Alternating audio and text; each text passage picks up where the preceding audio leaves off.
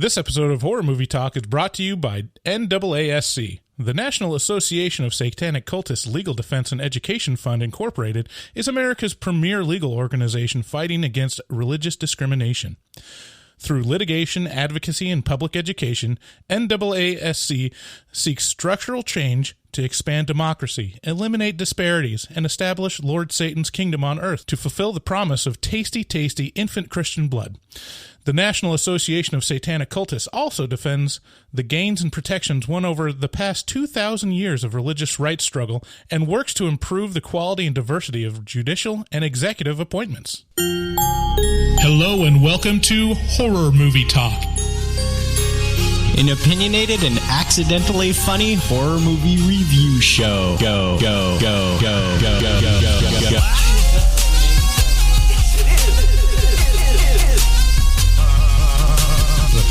Take a stroll through the scraggly woods. He had no face! Horror! Sabrina, don't just stare at it, eat it. New theatrical releases always get priority. But we also review older horror movies, both good and horrible.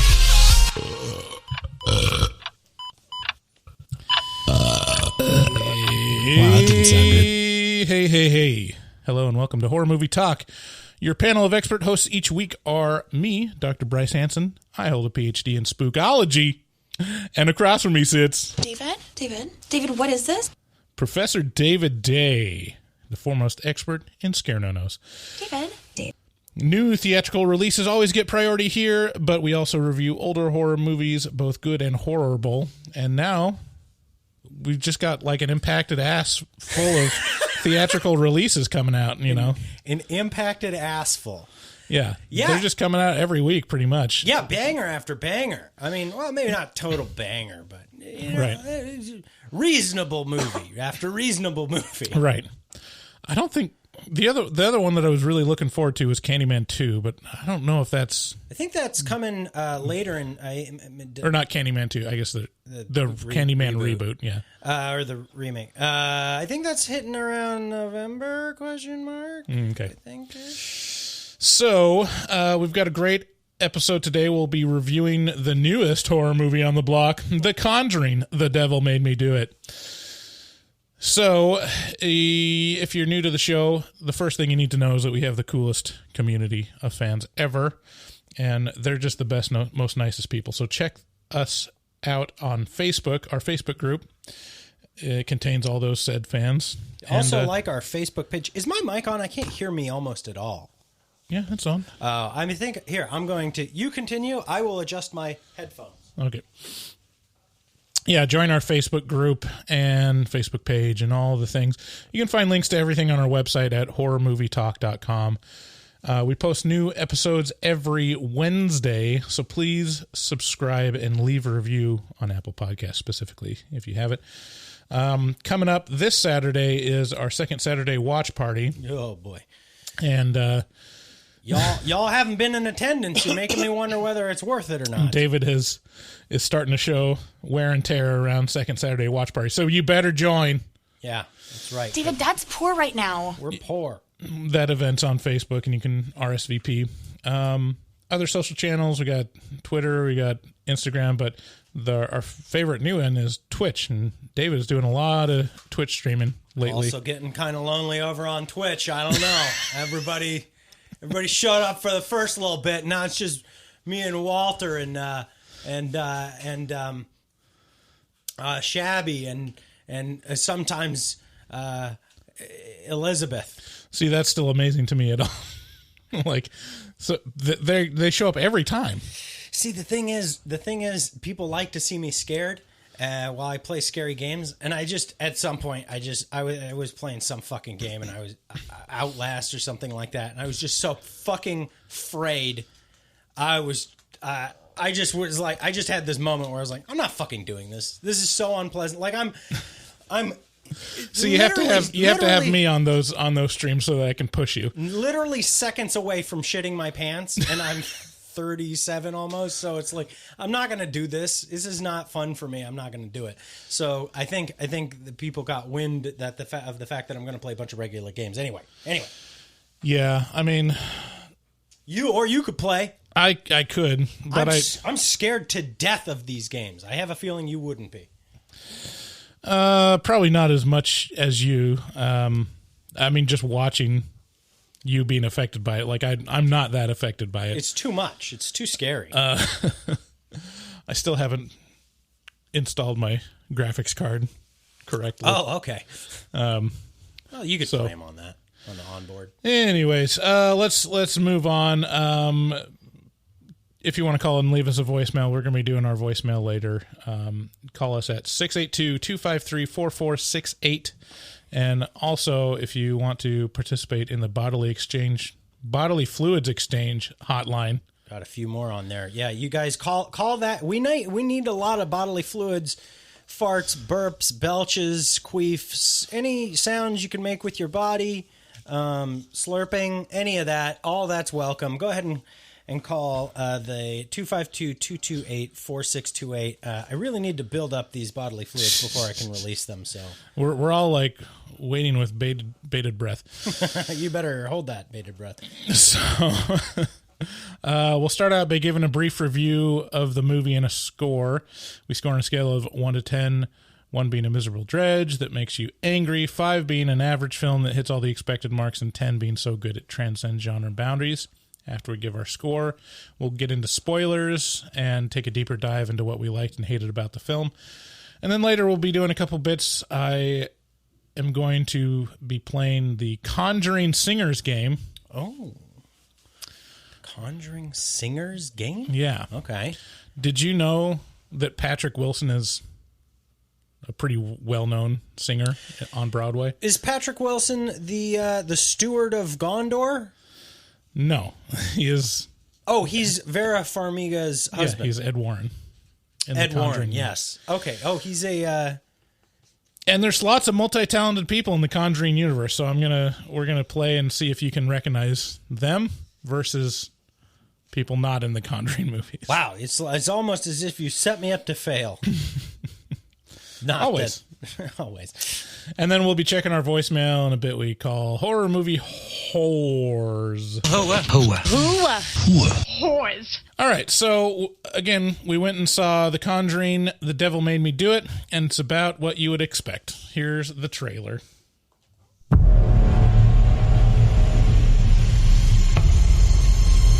The court accepts the existence of God every time a witness swears to tell the truth. I think it's about time they accept the existence of the devil. You okay there? Jesus. I think I hurt someone. In 1981, Arnie Johnson pled not guilty. We think this family was cursed. By reason of demonic possession. I am not going before a grand jury and saying he was possessed by demons. Whatever happened that day, that was not Arnie.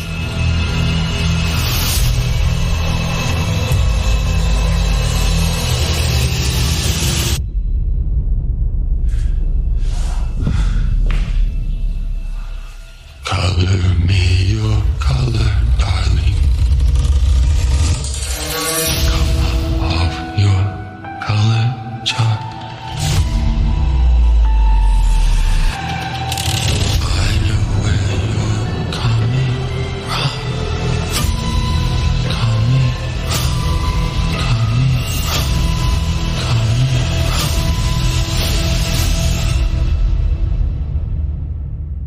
I know who you are. They're like an accordion. Lorraine! Lorraine! Ed! You alright?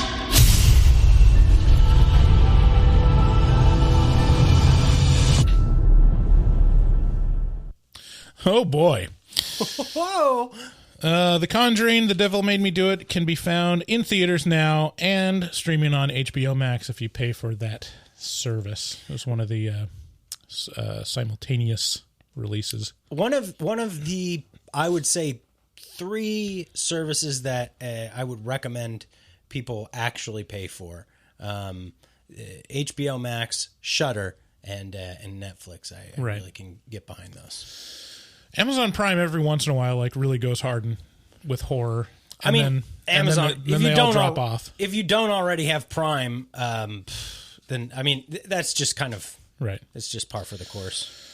So The Conjuring, The Devil Made Me Do It, or as I call it, TCTDMMDI, is the 8th movie in the Conjuring Cinematic Universe, or as I call it, the CCU, and the 2nd direct sequel to the original Conjuring, and the 5th film in the series since anyone gave a fuck. Yeah, okay. So I missed the actual numbers there. This is the 8th. This is the 8th in the CCU. So let me kind of splay this out a little bit here. So we got Conjuring 1, 2, 3.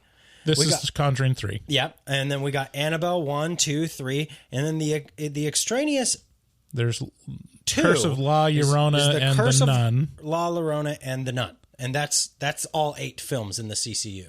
Yes. Yeah. There you go. And we've reviewed almost all the films that aren't The Conjuring. Right. Exactly. So, except for the second Annabelle, we've covered the whole CCU. I don't think we haven't done The Creation. No, wait, we did 1 and 3. We did the one which is the origin story, but not Annabelle Creation. We did 1 and 3 of Annabelle. We did La Llorona. We did The Nun. And now we're doing this. So we're doing it basically in reverse order. Right. Almost. So all we have left to do is the second Annabelle and The Conjuring 1 and 2. That's correct. Mm-hmm. So in this entry, Ed and Lorraine Warren are performing an exorcism on the young David Glatzel boy, played by Julian Hilliard, when, oops, the demon is transferred over to Arnie Cheyenne Johnson, played by Whooooores O'Connor. Ruiairei. There's a lot of vowels in there. It was named by turning over one of those cow toys.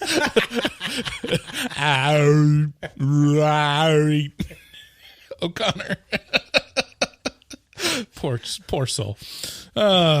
He's doing okay. He's doing himself, okay, I'm sure. The demon is transferred over to Arnie after he invites the demon to possess him instead. Arnie. Everyone goes about their business like this didn't just happen, and then Arnie commits homicide because, you guessed it, the devil made him do it. The Warrens rush to investigate the evil origins of the possession to convince the rubes on the jury in time to save Arnie from the death penalty. So that's the synopsis. Based on a true story, Bryce. Based on a true. All these are based on a true story. All of them based on a true story. Every single one of them. Yeah. It's always impressive, like how like this is not the be. thinnest one. Like there's an actual, case that's a basis of it. I'm sure like it doesn't have anything to do with it other than that. And like the exorcism in the beginning was based on, from the files of Lorraine and Ed Warren. But the rest of them are like, well, there's a doll named Annabelle that exists, so it's based on a true story. How much can you extrapolate based off of one thing and still call it based on a true story? There are people without parents that are actual orphans in the world, so it is based on a true story. Touche. Okay, so yeah, I'm a little torn on how to review this one. It's right in line with the other Conjuring movies. These movies hold a special place in a lot of people's hearts. Like this is kind of the touchstone for a lot of people, especially of the later millennials, Gen Z. I think Conjuring is kind of like the blockbuster franchise that defines horror. Yeah, the Zoomers love them some Sinister. They love them some Conjuring. They love them some Insidious. And eating ass. So who doesn't? So none of these Conjuring movies are bad, specifically in the main storyline, but none of them are particularly great to me. I was relieved to see that it wasn't all based within one spooky ooky house, so that was nice. That's kind of the thing that I get tired about is like, okay, spooky house syndrome. It's just going to be, a middle-class family that lives in the darkest, dankest house in the world, and it turns out to be haunted. One of the things that gets annoying after a while with this movie is the repetitiveness of the setup, specifically of Lorraine being psychic and Ed being worried. Yeah. Like, be careful, Lorraine. Are you worried that she's not going to be able to do it? No, I'm afraid she is. Cue the X-Files music. Yeah. It's like a lot of the screenwriting was specifically made to be put into a trailer. Not much to actually push the storyline that much. Actually, kind of onto something there. I think that's what this movie kind of is one big trailer. Yeah. It's one big trailer. Yeah, we'll get into it in the spoilers. It's kind of a bait and switch, really, that trailer and the movie, in terms of the actual plot. Man, they're doing that shit so much now with Yeah. trailers. They're like, you excited Which about is- this movie? yeah. It's going to be this one thing? You sure it's going to be this one? And then it's like something totally different. It's like a documentary about how the Beatles came to fame. And you're like, I thought this was another Conjuring movie. And it's like, no. The story is interesting enough. There is enough mystery and revelations over time that kept me engaged. The special effects and scares were a little lackluster. I don't know if that's just me being trained for it for this franchise in particular, but No, I'm right there with you. yeah. Word and I for was word. watching it in my house too. It was so it's not better in theaters. I contrasted this. I watched it in theaters. Yeah. So, I mean, you've seen most of it before. You got the demon-possessed child, or demon-possessed children, evil, rickety contortion, rotted corpse ghosts, etc. The one new element that was the most interesting that I wish they explored more was the satanic element, specifically playing into the 80s era satanic panic. It really is an interesting topic that would have been more interesting if they committed completely to it rather than just using it as a story device. Surprisingly, the whole premise of legally defending Arnie on the basis of demonic possession is barely touched on. I thought, this could be kind of a cool the possession of Emily Rose sort of thing. Exactly. where- If you're expecting a courtroom drama, you'll be disappointed. It's not that at all. By the way, if you want one, go watch The Exorcism of Emily Rose. Right. Very well done. Juxtaposition of how I thought this was going to pan out. Right. Which is, it's a... What do you say? If they did that, then it would be like, okay, well, they just remade Exorcism of Emily Rose. Yeah, but it would be something new for the Conjuring universe, which, in my opinion, and actually, this is something new for the Conjuring Right. universe, but not in my opinion in like the most interesting direction. It's a fine direction. It's just very predictable, and Yeah, they picked the absolute safest way to depart from the Conjuring tropes. and not like there's so many things that I would choose to do differently. And yes, I am. Look, we're movie reviewers. We review movies. We have opinions. They may not be right, but I do have opinions. No, they are, and I'll voice them. They are. But we are the arbiter of truth for horror movies. There you go. There you go. But I'll tell you, choosing to focus almost entirely on the Warrens is the most boring thing you could have possibly done for this movie. Like, now we just have these kind of like hero, protagonists versus bad guy, and it's just kind of a superhero movie.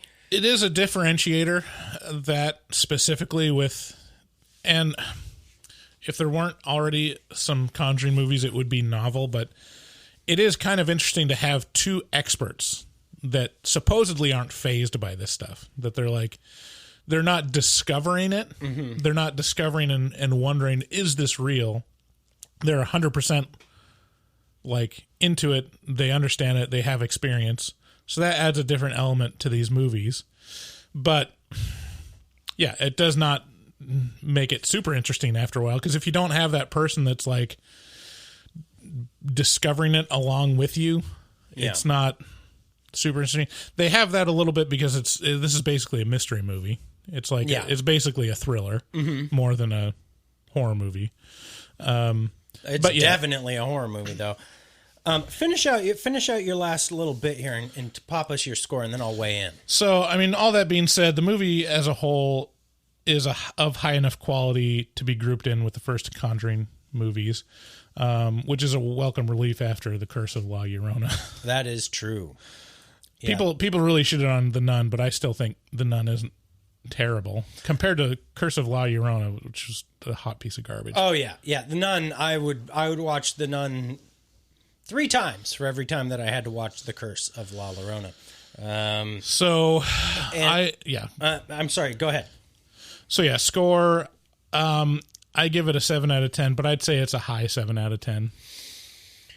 I go high 6. High 6? Low 7. Yeah. That's right around where I'm feeling this movie. I don't disagree with anything you said. I really agree with a lot of the stuff you said. But the place where we differ is The Conjuring, the first movie, blew my socks off. I was shook after that movie, and I liked it a lot. And I liked the second one pretty good, too. I liked Annabelle pretty darn good. I liked the third Annabelle pretty darn good. I like most of the Conjuring universe. But this really feels... this kind of feels very mundane. It's one of those sequels that you wonder, are there people that are excited about The Conjuring I was pretty movies? excited about it. But I feel like even the makers of the movie are just like, all right, time. They shifted into production mode, and they're like, it's time to cash in. We're not trying anymore. Just stick to the formula. I'll tell you what, a much more interesting couple of things they could have done with this. Could have made it like Emily Rose, a courtroom drama. Mm-hmm. They could have focused, instead of choosing to have the entire focus of the movie be on Vera Farmiga and Patrick Wilson. And our boy Patrick Wilson, they could have had it been on the bad guy, the bad gal. Yeah. That would have been so interesting and so fucked up. Yeah. Like the depths of depravity that this could have gone to if instead it had chosen to focus on the bad guy in this. I feel like there was an intent to ramp it up to like increase the like scope and stakes of the franchise. Yeah. And the way they did it was like, you focused on the wrong things. Right. Like that's my first like point in the spoilers that we'll talk about is how this movie blew its wad like immediately. Yeah. And then it's just like, okay, you don't do a scene like that in the beginning with no build up because it's just too over the top. And you're like, okay. Yeah. Anyways, all that to say, I totally agree. Totally agree with your score. I mean that's the thing. Like 7 6s. Like I'm happy to watch 7s. Mm-hmm. Like because they're like the difference between watching a 6 and a 5 is like vast. Like if you watch like 5 5s in a row, it's soul numbing. Just because it's like, okay, it becomes a movie. I'll never forget the winter of, what was it, 2019, where we were just, it was soul crushing. Escape Room, and then The Prodigy, and then summer of '84. The Prodigy for me is the definitive number 5. Yeah, it's pretty. Like, it's right there. It's like no surprises. And a lot of people don't. I think our score takes into account how deeply shitty horror movies can really be. Like, we have reviewed independent horror movies on Horror Movie Talk before. Yeah. Oh yeah. Like we've Spiral. The first Spiral. We almost have all the Spirals we've reviewed. Spiral collection. Yeah, Spiral from 2018. Or yeah. I mean, horror movies can go so. They can go into the negatives in terms of how garbage they are. So, anyways, let's get through our mid-roll and get into the spoilers so we can talk about this stuff. Okay, we want to tell you about one of our favorite sponsors, because scratch that. They're our favorite sponsor. They are our favorite sponsor. Our favorite sponsor is nightchannels.com. We've talked about them before. We've worn their shirts on our bodies. Lots of our fans have bought shirts from nightchannels.com. Who was it that said on the Facebook group that they bought 4? It was yeah, I can't. I mean, it's not surprising. Go to nightchannels.com. You know, Father's Day is coming up, so there's some good things in there. Buy your father a Society shirt, or you know, if he's into death metal, that you've got him covered. Yeah. So yeah, I've bought several shirts from them. I'm sure I'm going to make a second order soon. How about you, David? Yeah, I got to tell you, the one I keep eyeing is a sweatshirt for Akira, and there's a big explosion, you know, it's like the bombs going off over Tokyo there. I think I'm going to get it, even though it's off season for sweatshirts. It's just like, oh yeah. Yeah. I just wore the witch one,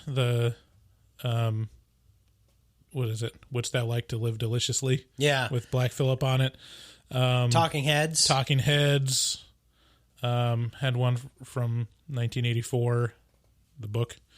It covers a lot of stuff. Literature, occult, horror movies, metal, alternative music, just lots of stuff. Honestly, what we keep telling people to do is just go to nightchannels.com, browse around, and you're going to find something that you're going to want, because they're so unique. You're not going to find these shirts in Hot Topic or any of these bullshit places where you're going to see the same shirts, the same Captain America shirt coming out of, you know, everyone wearing it. Even though I wear a Captain America shirt on the regular. So go check them out and use code HMT at checkout to get 13% off your order. That's nightchannels.com. Again, use code HMT at checkout to get 13% off. I think I'm going to get my brother the I Want to Believe shirt, the X-Files shirt, because he's a huge X-Files fiend. There's like a balance between me loving the material, but also not wanting people to think that I want people to know that I wouldn't care if people thought I was an X-Files fan.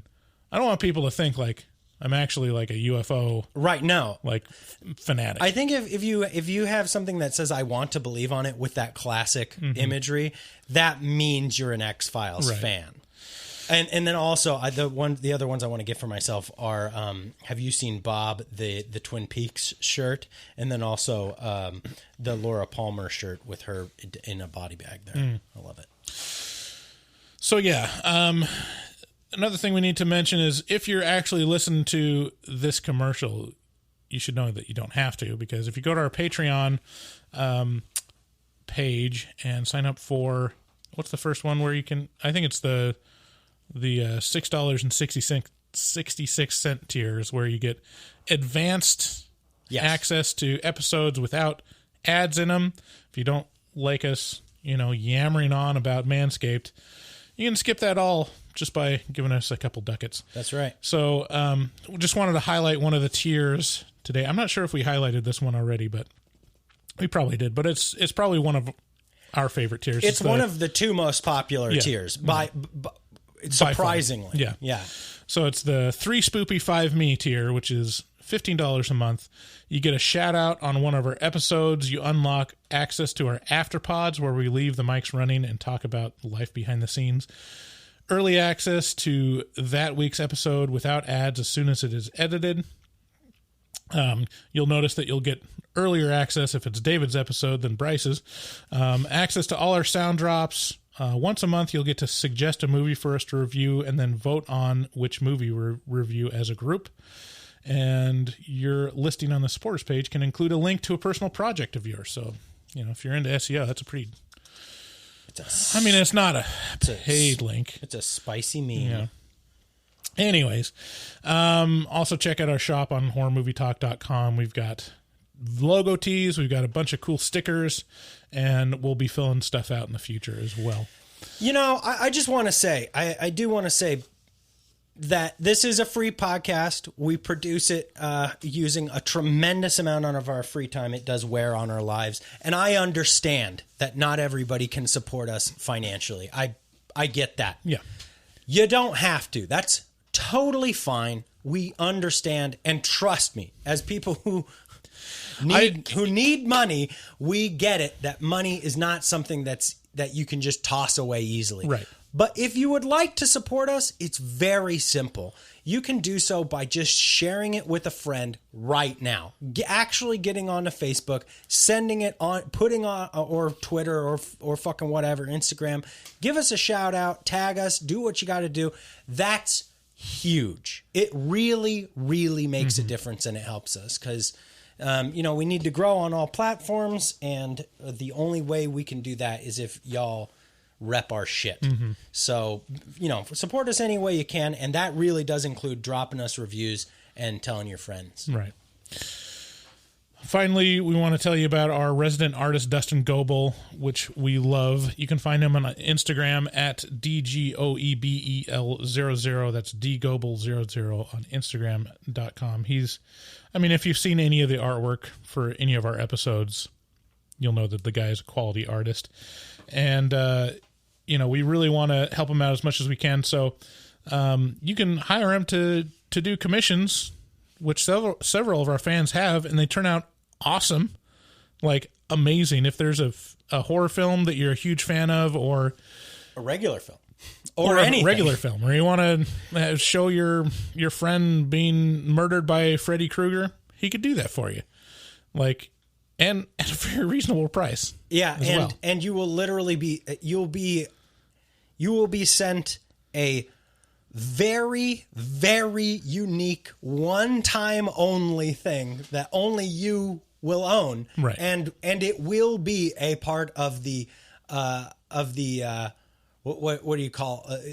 If you post this picture online, it will become part of the zeitgeist for what if you have your friend being killed by Freddy Krueger, it'll get around online because and people will go, wow, this is a piece of professionally made Nightmare on Elm Street art. So make your artistic dreams come true. Go to @DGoebel00 on Instagram. Tell them HMT sent you. If you want to leave us a voicemail, again, our number is 682-253-4468. Thanks again for listening. Let's get into spoilers.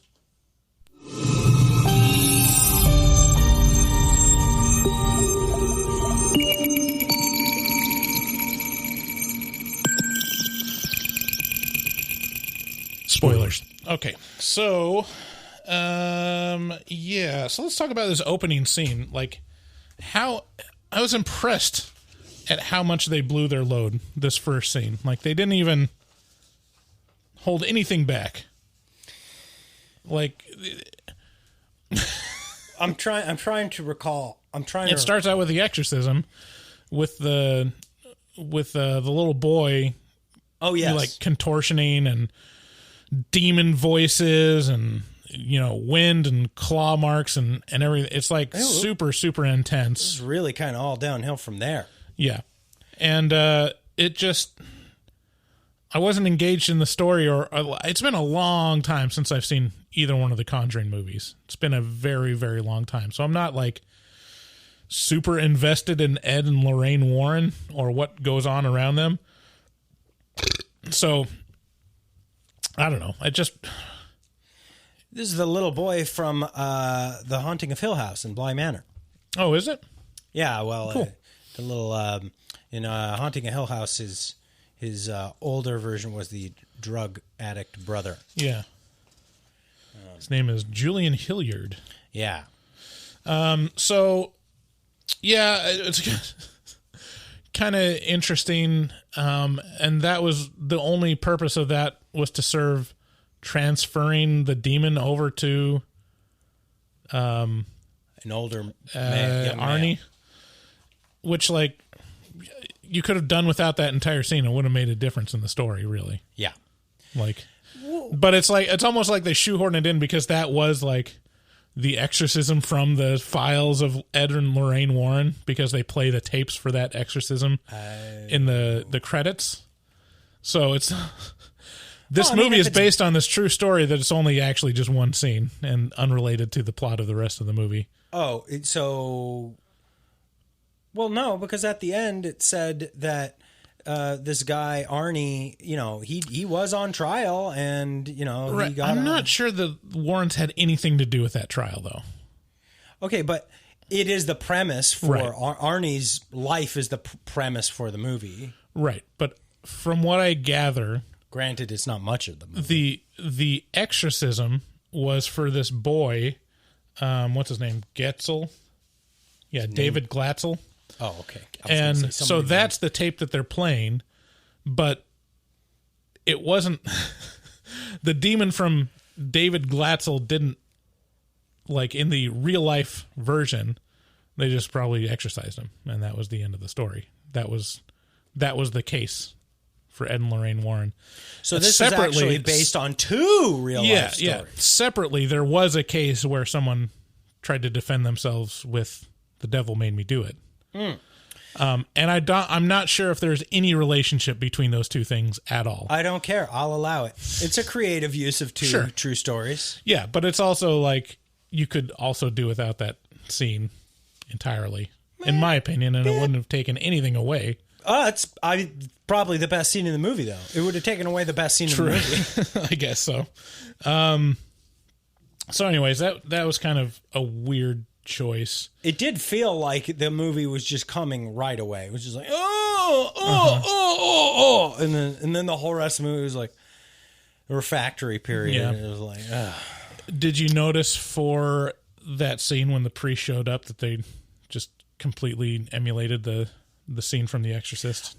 There are so many parts of this movie where I was like, that's from The Exorcist, that's from The Exorcist, that's from The Exorcist. Like, and not like a loving tribute either, like from The Exorcist. Right. So there was definitely like the iconic shot, like the shot that's on the poster, they replicated in this, which is like, don't do that if you're not going to be anywhere close to it, Right. And then yeah, actually the title and intro scripts had big Exorcist vibes. Like the title font, it was the Exorcist font. Right. I was like, oh shit, this is just The Exorcist.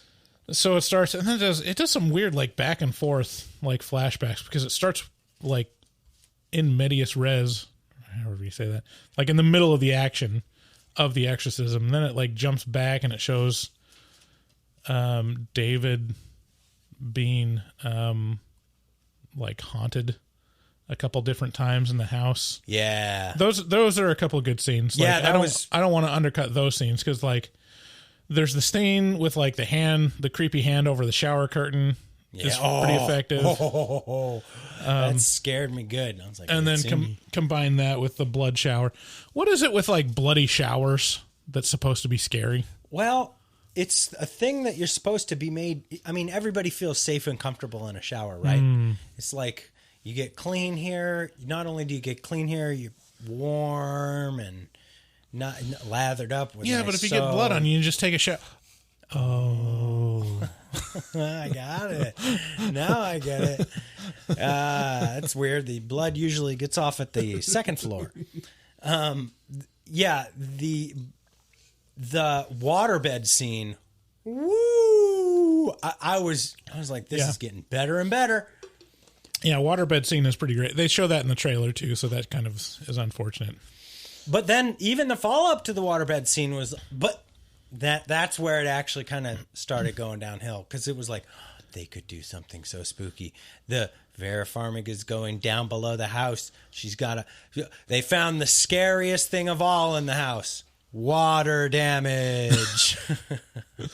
Yeah, she's somehow they look at it and they're like, that's not water damage. That ain't water damage. That's ectoplasm. There's demon damage there.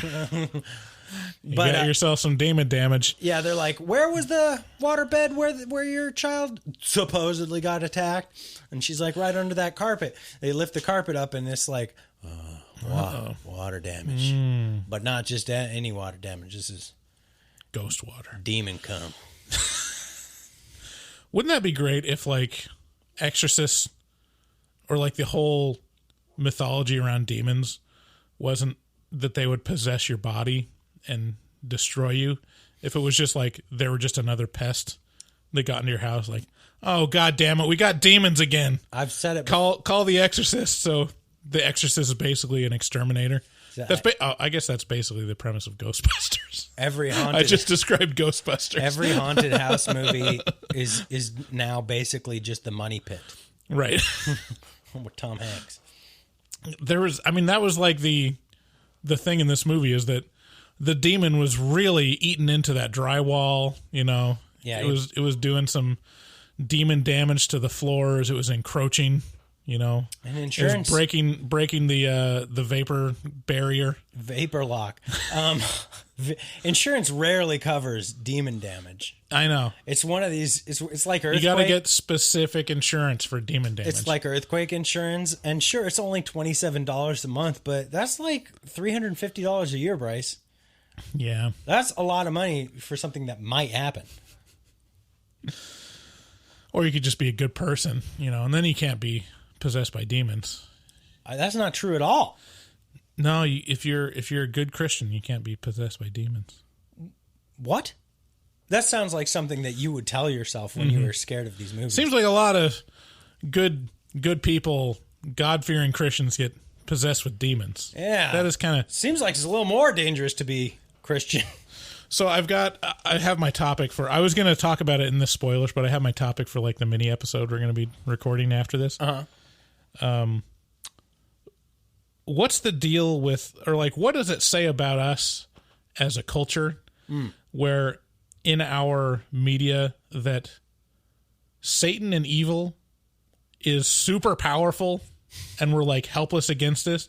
And then God, which is supposed to represent all good and our savior and safety. He's not real. Like, he's just not...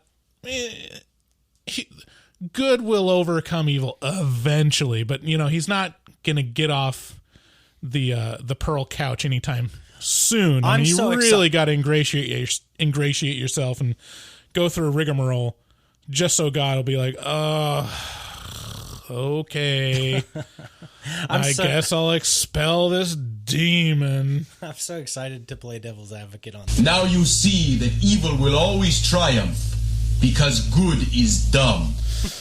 So we'll be doing recording a little mini episode that'll come out much later about that topic. But yeah, that is a trope in horror that like, no, the devil can fuck you up. Like, don't matter whether you're like a super zealous and pious priest your entire life. Like, oh, he'll just kill you.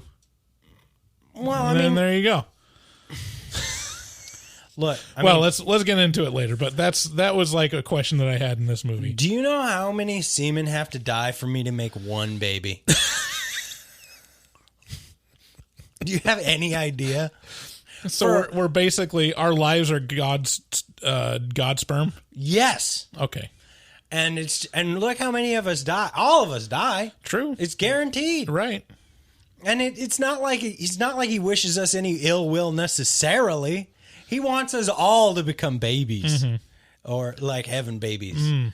But there's only so many heaven eggs to inseminate. This is a good theory. I like this. The other element that we skipped over in the intro is the concept of the emergency exorcism. No, it has to be here and now. Yeah. Can't take him to the church, dude. The other thing that kind of like that I kind of rolled my eyes at this movie was the low key like total disrespect that this movie had for the Catholic priests. Right, they're just bumbling. Catholic priests in The Conjuring, The Devil Made Me Do It, are treated like the dumb sitcom dad in every sitcom. They're just like performing an exorcism like the Catholic priest dedicated his entire life to, knowing these rites and like rituals.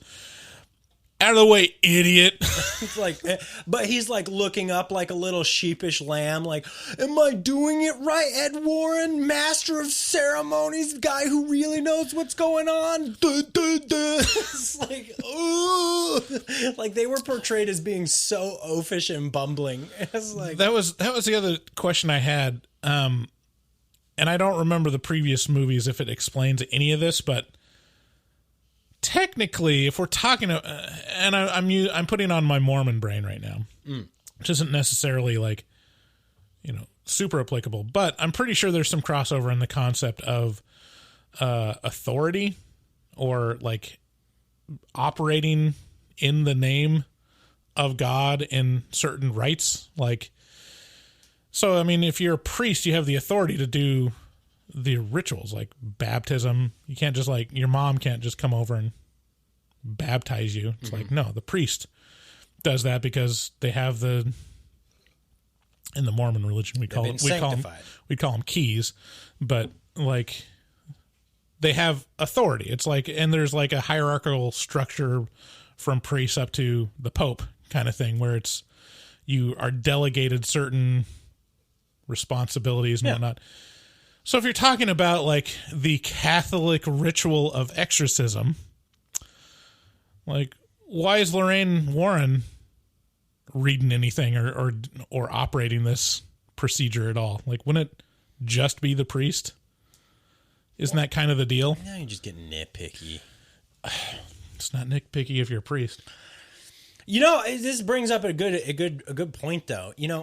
How is the Catholic Church going to maintain power if it doesn't have a monopoly on priesthood authority? Mormon horror. There is none. Where is the horror based on the Mormon religion? Wow, that's a really good question. It would be so interesting and cool. All we got is a bunch of Christian and Catholic stuff. Cannibal the Musical. I mean, real Mormon. There's see, that's the thing. Like, Mormons pop up. They don't make a thing about like the Mormon religion, but I'll tell you what. Mormons will pop up on a lot of things, and I have like my Mormdar go off regularly, and it's shocking how many of the recent true crime things that have come out that I'm like, yeah, that guy's Mormon. Like that's definitely a Mormon thing happening. Mormons are a bunch of rubes. So they're either the rubes that are like completely taken advantage of and like welcome like the psychopaths into their fold without realizing it. It's such as the case with Ted Bundy. He was one of those. And I think Ted Bundy was almost baptized, but he was like dating a Mormon girl and was like going to church. And I didn't notice that he was a serial killer and whatever. A lot of people didn't, though. A lot of people didn't. Ted Bundy was an expert at that shit. And then the other ones were like the what was that? Crap. There was that true crime thing on Netflix where it was Murder Among the Mormons. Well, there's Murder Among the Mormons. That's the most recent one, which was interesting. But there was one where it's like the guy tricked the husband and wife to have an affair with him so that he could take their teenage daughter off. And they were all Mormon. Like, it was all like, God damn it. And it's all this like, it's so hard to explain. We have to delve into this later, but there sounds like a good topic for a mini-sode. So in terms of like Mormon people in horror, it's not mentioned, but I can think of like Fire in the Sky. Those guys, they were all Mormon. Yeah. There's... Well, that all took place in Utah.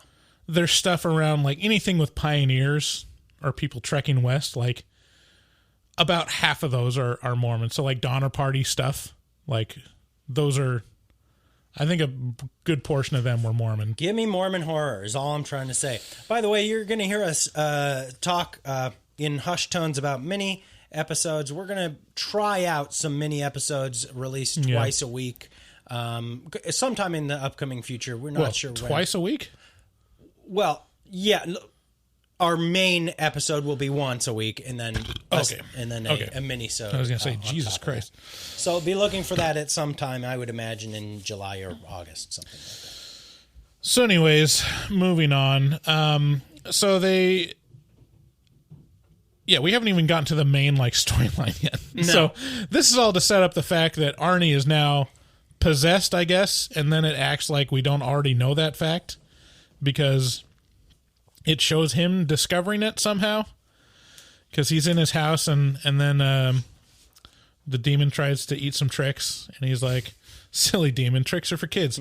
And he follows this rat and he looks into a burnt wall pussy.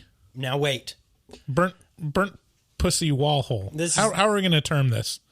A wall pussy that's burnt. I don't know. Something about the Lion, the Witch, and the Wardrobe. Mm-hmm. This brings up a point that I want to bring up. So when Vera Farmiga goes below the house and she finds the hex below the room where the boy's bed was and there was water damage, demon cum.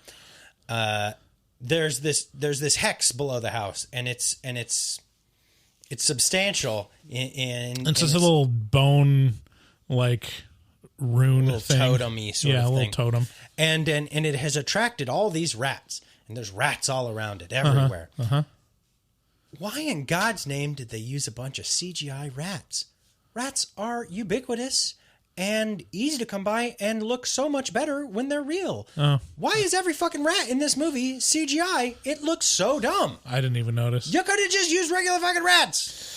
I didn't notice. I'll say one of the main reasons Justice for rats is that they were very well behaved around that totem. They're all worshiping, They could have just gone full in on the CGI and just had them bowing. Yeah. This is what video's for. We'll get that up and running in no time. Sometime. When we're not so panicked about it. Yeah. So, Is it Arnie or Arn? Arnie. He figures out he's demon possessed when he accidentally kills a guy that is a very, very, very pushy drunk. Yeah, the pushiest drunk. Yeah, he's in some sort of fever state, he just isn't seeing reality for what it is, and therefore he sees his friend as a demon, and he stabs the shit out of it. Right. Because the devil made him do it. I like how annoying they made this guy so you didn't feel so bad with him being murdered. You're like, yeah, I'd murder that guy. Yeah, I would. Even if I didn't see him as a demon, if that guy was coming after me and demanding that I dance with him for the 50th time, I'd stab that fucking guy in the gut. Fuck off of me. With your... Okay, this is the other thing. This is a kind of a non sequitur. So I'm not a big drinker. So can anyone explain to me why no one seems to care about spilling beer everywhere? Yeah, this is a party vibe kind of thing. I see it in movies. I don't even know if it's a real thing. But in movies, they're boom, they're cracking open the beer and shaking them up, and it's spilling over the bottle onto their hand onto the floor, getting on the couch. This is mostly a frat vibe sort of thing. Is that a thing though? Yeah. Frat house vibe is a real fucking thing. How can people not care about if I spill a drop of Coke on the carpet? I'm panicking. You're snorting that shit right up. I'm like, fuck. Get club soda. I don't know what to do. Get soap, club soda, baking soda, and vinegar. I don't know. Everything. I got a drop of Coke on the carpet. Why aren't people are just throwing beer everywhere? Hardwood floors. Getting it all over themselves, spilling it on each other, and they're like, hey, good time. I'd be pissed. Well, there you go. This is a real horror movie for you then. Yeah. Because beer everywhere. All right. Well, tell us on Facebook, why do people just spill beer everywhere? Our carpets in our house are so fucking gnarly ass gross. They're fucking nasty. There are smells. There are places in the carpet where you're like, oh, it smells like ass over here. What happened? Oh, yeah, my ass.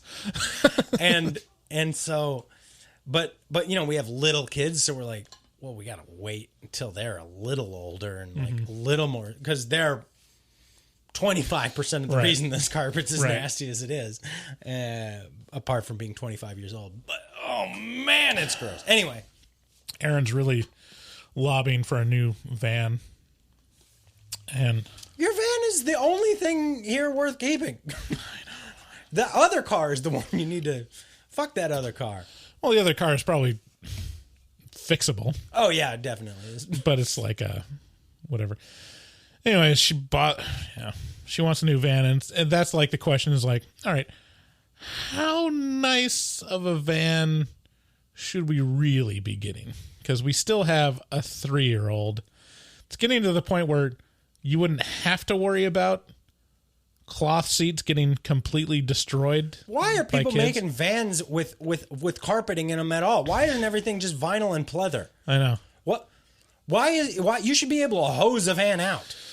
Right. Honda has the right idea on some of this stuff. Like the Honda Element, you can literally just take a hose to. I have no idea why everybody's so intent on getting carpet in their car. Anyway. Yeah. So, wall pussy. Long story short. Can you tell me, like, is there any significance to that? Like, he follows this rat, and then he finds this hole in the wall. Like it's some like plot point that's going to be important later, and it looks like a pussy. I mean, I just want to underline how much this looks like a burnt up pussy. Am I wrong in thinking this? I can't even remember. It felt very. What's the female version of phallic? Vaginal-like? Vaginal. Vaginal. Vaginal-like. Vaginal-like. We've hit a new low. We have hit a new low. Oh, okay. You tried parallel parking in a burqa, David. And then, I don't know, some demon attacks him through the wall hole. And stuff. So he kills the guy, and then the Warrens convince the defense lawyer to use the defense of demonic possession. Yeah. And they convince her to do this because they showed her Annabelle. You got to say Annabelle in this movie somewhere. You can't just have a movie where they're not like Annabelle though. I did like how she was like, no lawyer has ever used this as a defense and had it work out. And they're like, okay, I tell you what. You come over to our house, you have dinner, you take a look at Annabelle, you take a look at the shit that we got. Mm-hmm. And then if you're not impressed as hell, then you can do a you, and you can do it how you want. And then the next scene is her with just like this 1,000-yard stare of like, so it was a devil that made my client do this whole thing. I love in the scene that you expect is going to be the premise for the rest of the movie that ends up being like not significant at all. She announces with some sobriety that it's the defense is demonic possession, and then there's like just absolutely no reaction in the court whatsoever. Like the judge doesn't even say anything. Yeah, it was a lot of stunned silence that was implied, but yeah, it definitely didn't land the way I thought it was going to land with like a bunch of laughter or something. It was kind of like, what's your point, David? Yeah. And then the rest of the movie is the Warrens like playing detective. They find out that other houses, there's other disappearances of teenagers, and they connect the dots that there's these other totems in some of these other houses, and they follow the lines. And there's a couple good scenes around that. So they go out they go out into the the delay. Decided to take a stroll through the scraggly woods. They decide to take a stroll through the scraggly woods, and Lorraine goes into her, trance, and tries to follow like what happens to the teenage girls. There was a lot of effective parts of this whole thing. Oh, fuck, not the woods. Nothing good ever happens in the woods. Yeah, that was the one part that was pretty effective, like when she almost hurdles herself off the cliff. The hurtling off the cliff, but also like when she goes into the the nowhere, the past, and the woods go from day to night, and then those hands are coming around the tree. Like all that works really good. Like there are plenty of spooky moments in this. And the jump scares are not like totally offensive like they are in A Quiet Place, where they're just like unabashedly going to deafen you into oblivion. They're like skillfully done. Yeah. And they build tension quite well. Even they find a way to make it appropriate. Right. Like they're good at that. If there's nothing else, like this series is good at like building tension appropriately for jump scares. This is the first occurrence of like the hacky couplets that happen several times in the movie, which is, you already mentioned it, they're like, I'm not afraid of her not finding something. I'm afraid of about what she's going to find. Like there's a lot of... You should fucking hope she won't. And then they cap off the movie with one of those, which is, they thought our love was a weakness. But actually, it's our strength. Like, all right, God damn it! Like, I like it. How lazy of screenwriting is this? It's like, okay, it's not lazy. We get it. Look, it's only lazy if you're. It feels very 90s action movie. If you're a jaded asshole. Feel like they're looking into the camera. Granted, we are both jaded assholes, but like, okay, you write just a small portion of a movie script. And when you come across the part where you write something like this, you're going to just come in your pants over how fucking clever you are. Right. You're going to be like, like, oh, I don't feel so good about this part. Like, yeah, I get it. I know that it's hard. I'm not discounting the fact that it's very hard to write a movie, but it feels like that was like a thing that they used several times in this. It's like, well... I don't know, whatever. So they track it down and find out that it's these totems are satanic. Satanic totems. And they go and track down the King Regent of Gondor or whatever his name is. He's the it's not the He's the custodian, or what is he in the Lord of the Rings? I can't remember. Yeah, I said what he was earlier. The steward. The steward of Gondor. He's the steward of Gondor. So he's, He's also the guy, John Noble. Is that his name? He's in a ton of stuff. Yeah. He's great. Yeah, he's in... But I can't see him in anything and not think of, like, cherry tomatoes popping out of his mouth. Oh, yeah. John Noble was in one of my favorite... my favorite first seasons of a show. Let's see what the fuck was it? Fringe. Oh yeah. Fringe, the first season was so much fun. See, I just compared it to X-Files and I just didn't like it. I was like, I get what you're doing. You're trying to like make a updated X-Files type weird show. I'm like, I just can't get into it. You didn't want X-Files back enough. I wanted it back, and Fringe filled that. I guess. Yeah. A little bit. He was also in Stargate SG-1. So they come across him, and he's like an old priest that, collected a bunch of artifacts from satanic cults because he's definitely not a Satanist. He was just studying them. And like they do a couple bait and switches there where it's like, okay, because everyone's expecting him to be the evil guy, right? Yeah. I think... Denethor. Yeah, everyone's expecting him like, okay... Okay, he's going to be the evil guy in the end. Where's Wormtongue? He's around here somewhere. Ends up, his Wormtongue is his daughter, which turned out being really into Satan after her dad surrounded herself in satanic artifacts. By the way, I know Wormtongue speaks to the Ronin king, not Denethor. I get it. We understand. It's just a fucking Lord of the Rings reference. Chill out. Of course, you'll chill out because you're a Lord of the Rings fan, not a Halloween fan. Total fucking lunatic. I just kind of want to speed towards the end. Like, I want to skeet all over the end. I want to skeet all over the end. So they discover it and they find out that this witch or satanic cult lady, Eugene Von Durant, is doing all this stuff because she wants to perform this rite to resurrect a demon thing. She pledges her soul to it. Yeah. I guess. And they discover her...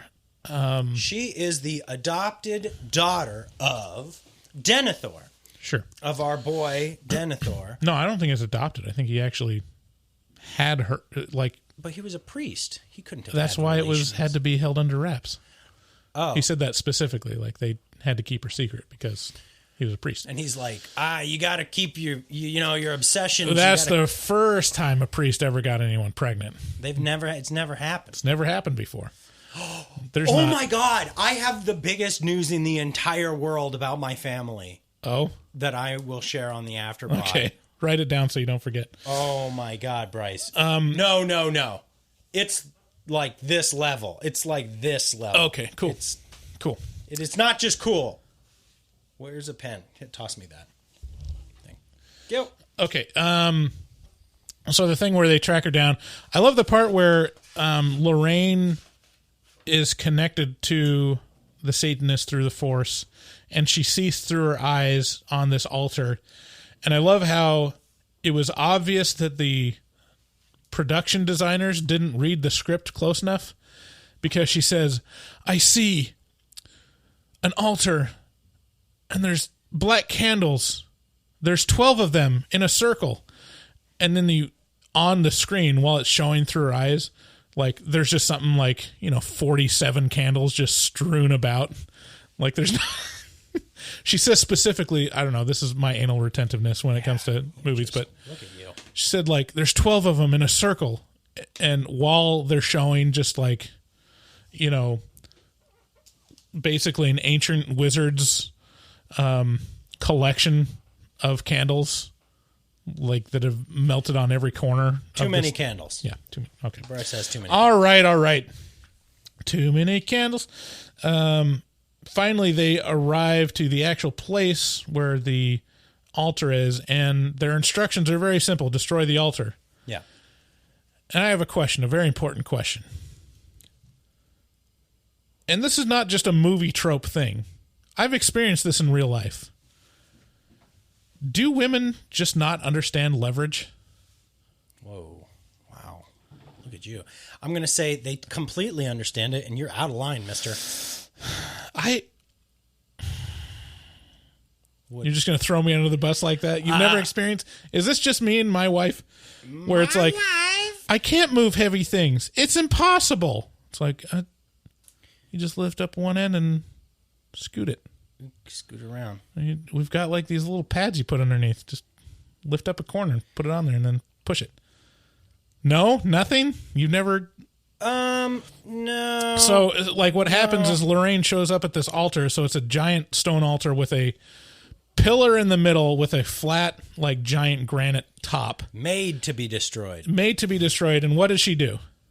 She, like, tries to push it. She pushes it directly from the center, right, where the pillar is. Yeah. The strongest part. You could sit on one of the sides. Where you'd have to, like, it'd be like, how did the ancient English build Stonehenge? And then Lorraine Warren would go over to a giant stone. She'd just like kneel down and grab underneath and be like, I can't pick it up. To be fair, it's impossible. She's Vera Farmiga's like a $110.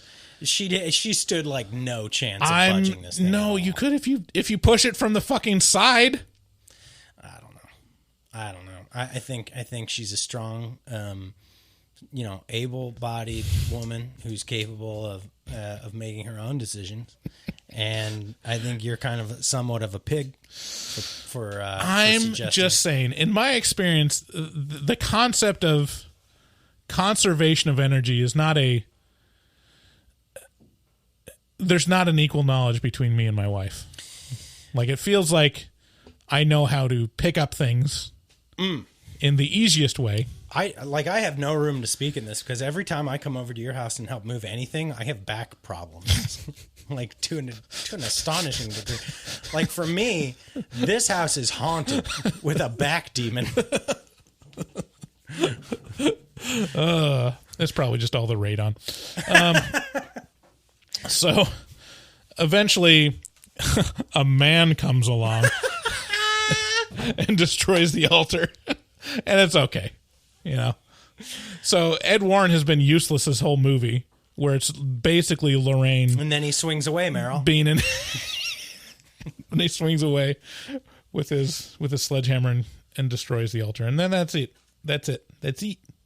I think it would have been so much more interesting if it focused on this satanic, cultist woman. Yeah, I mean, instead, by the time they got to it, it was like, man, this would be the interesting thing. It's basically the solution of the mystery is like, oh, it's a Satanist. Oh, here she is. She's a bad guy. She lives in the same house as the good guy, except there's tunnels. There's a warren of tunnels. It'd be way more interesting to focus on just satanic ritual abuse. Right. And you know, it's kind of weird. It's kind of strange that this and Spiral came out at the same time. It's like both like some True Detective shit that they're trying to recapture somehow, but really like don't know how to do it as good. And it's like, by the way, if you have not seen True Detective season 1, that's amazing. Fuck The Conjuring. The devil made me do it. Go see True Detective season 1. That will blow your socks off. And then season 2 falls off a fucking cliff. Yeah, boy, it sure does. There's some pay. I mean, it's just 2 and 3 are decent shows, but they pale in comparison to the first season. I feel like the first one, like Matthew McConaughey, really, and Woody Harrelson. I feel like they both went to some really fucking weird places, you know, in their lives. I feel like they really kind of, like Heath Ledger got near the Heath Ledger cliff, you know, of like, no, I'm a little too deep into this whole thing. I mean, it was just really good. And I mean, the first season had Alexandria Daddario, so I mean, that's really people. Oh man, yeah, she's gorgeous. People give McConaughey like a real hard time because of like the way he talks and stuff, and kind of, you know, he says some goofy shit, but that guy is like low key, like really a nice guy who's very, very talented. Right. He's a fantastic actor. I don't think anyone doesn't think he's a good actor. It's just like he's very Matthew McConaughey. Yeah, but even that, I think the Matthew McConaughey part is like clipped. Is like specific, like people clip him to make him sound crazier than he is because it's easy to do. Like, you know. Well, it's like casting Jeff Goldblum or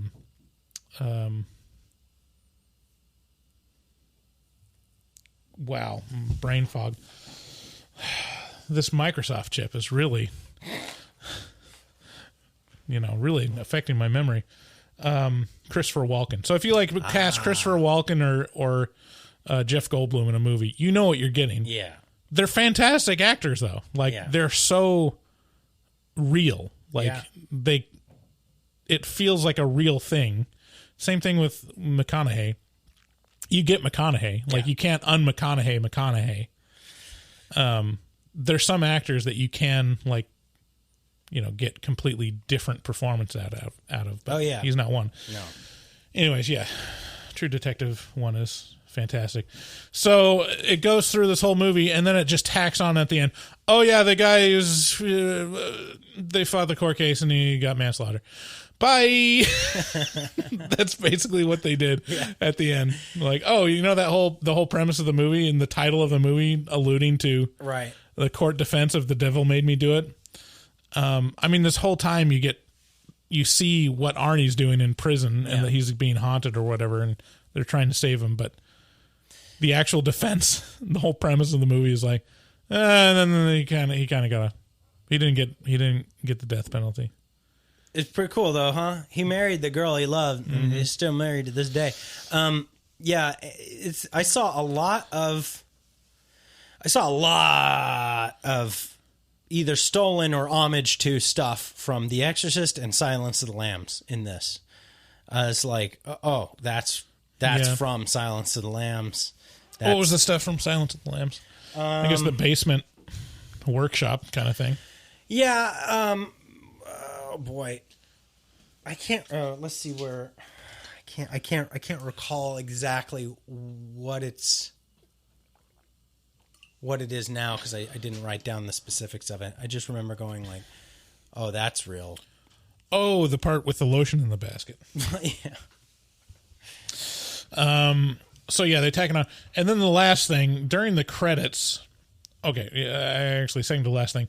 So then it shows Ed giving Lorraine a gazebo. Is there any significance in that in the last movies or something? Like, what the fuck was that about? In my notes, here's my final note. Gazebo. I was like, what? Yeah. It was like this. Like, oh, we love each other. Look, you got me a gazebo. Yeah, I think that's my best guess for why they actually put that in there is because she said to Ed to get him to snap out of it while he was, under the influence of devil. She's like, they pitted us against each other because she thought our love was our weakness, but it's our strength. And then to punctuate that, to put the period on that sentence, the way you show your wife that you love her is you build her a gazebo in the backyard. What if this was a product placement? What if they got sponsorship from a gazebo company? Gazebos Unlimited. It's like the De Beers thing, diamonds are forever. It's like, if you want to show how much you really love your spouse, get him a gazebo. If you don't want to have full-on intercourse, but maybe get a handy tonight. Oh, come on. That deserves a blowjob, at least. You suppose? You get a full gazebo? Because I don't know what a gazebo's for. No one does. Unless you have an old 1920s bluegrass band or a local band playing John Philip Sousa. It's a place to get out of the rain, light summer rain, and then also a place to walk into 30 million spider webs. Right. Because no one's walked in there for 3 months. Yeah. It's also those shade things that people build on their porches where it's just a trellis. Yeah, a trellis that doesn't actually have a roof. It's yeah. Wow, you can slatted. If you want to get a tan like you're inside of a prison, this is fantastic. I honestly don't understand what those are for. Gazebo almost makes sense, but also at the same time, no sense at all. I think a trellis is a structure for creeping vines to grow over, to make a roof out of.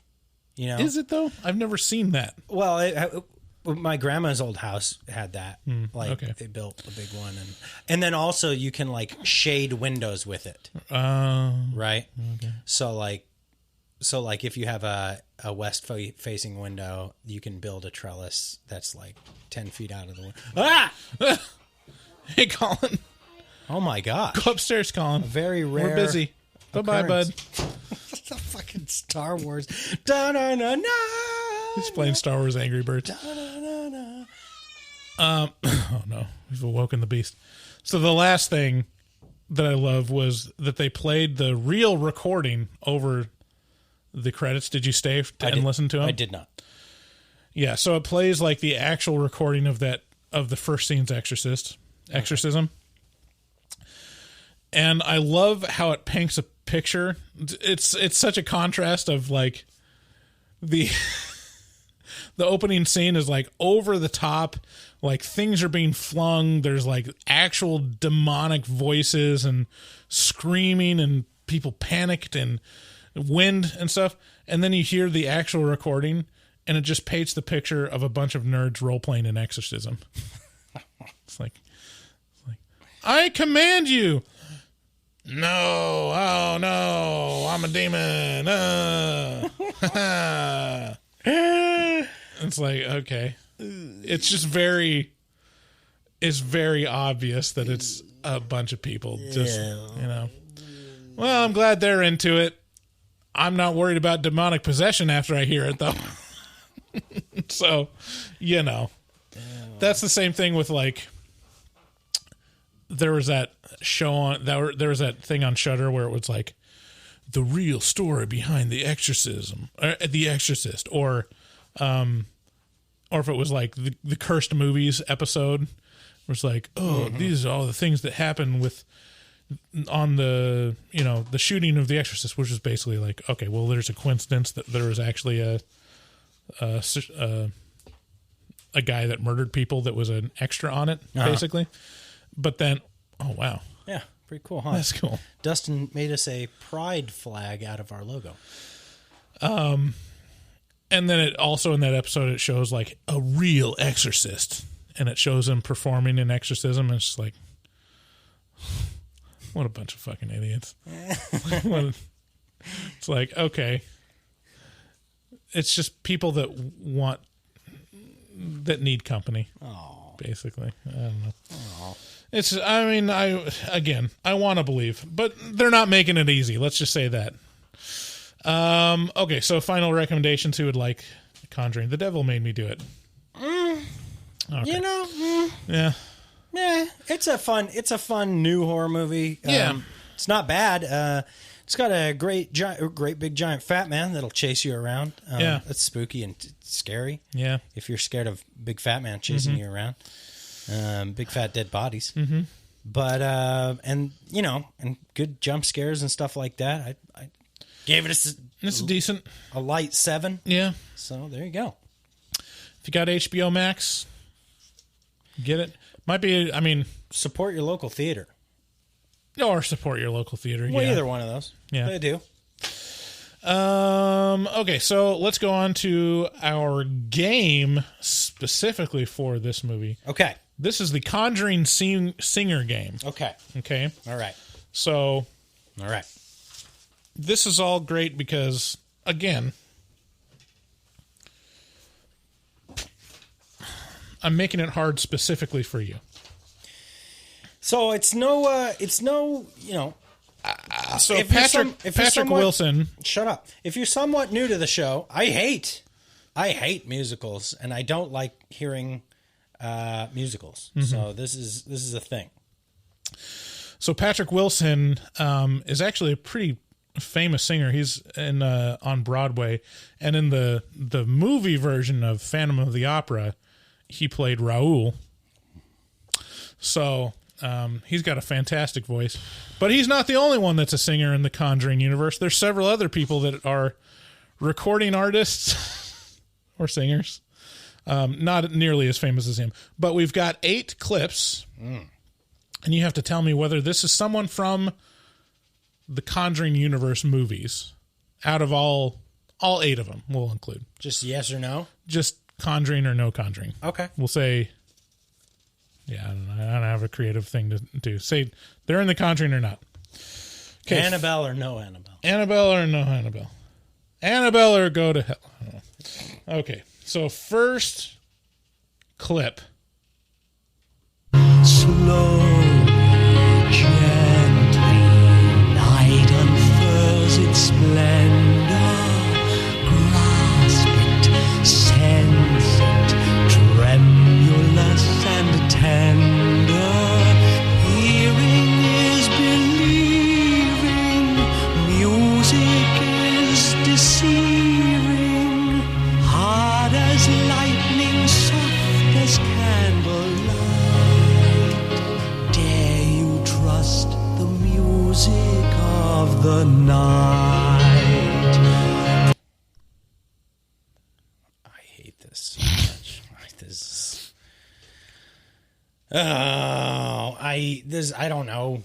I don't know. Yes. This is from The Conjuring.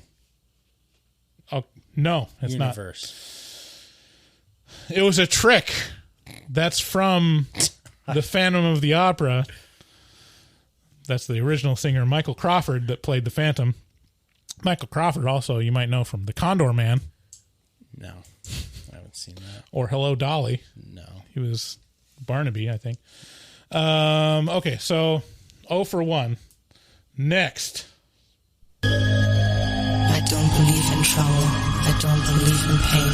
I don't believe there's nothing left but running here again. I don't believe in promise. I don't believe in chance. I don't believe you can resist the things that make no sense. I don't believe in silence, cause silence seems so slow. That's cool. I like that. Wow. I want to listen to that on the car ride home.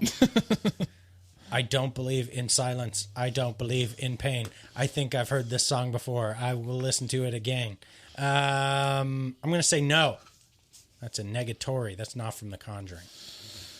That was Believe, the vocal performance by Franca Potente, who played Anita Gregory in The Conjuring 2. Okay. So apparently, I think that's from the Run Lola Run soundtrack, and I think she was Lola in that. That was a badass song. I liked it. You'll have to spot check me on that one. But so that's... I won't. 0 for 2. Next. You have my heart, and we'll never be worlds apart. Maybe in magazines, but you'll still be my star.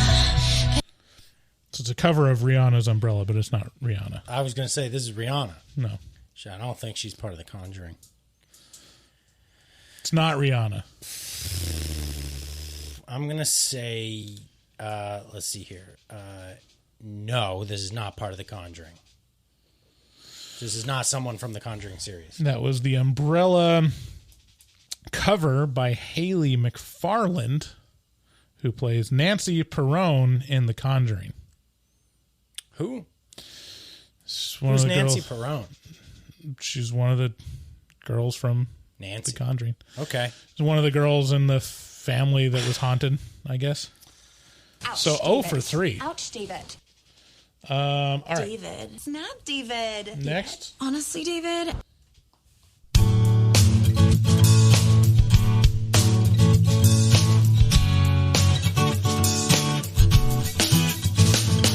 She walks like a Ramona. She talks like 1, 2. She opens her eyes and baby, yeah, they're Ramona Blue. We all know where she came from, but not where she's heading to. She could be going to outer space or maybe Timbuktu.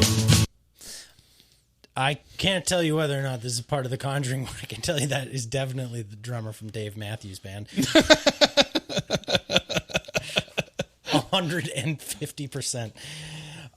I would like you to spot check that, because of that I am certain.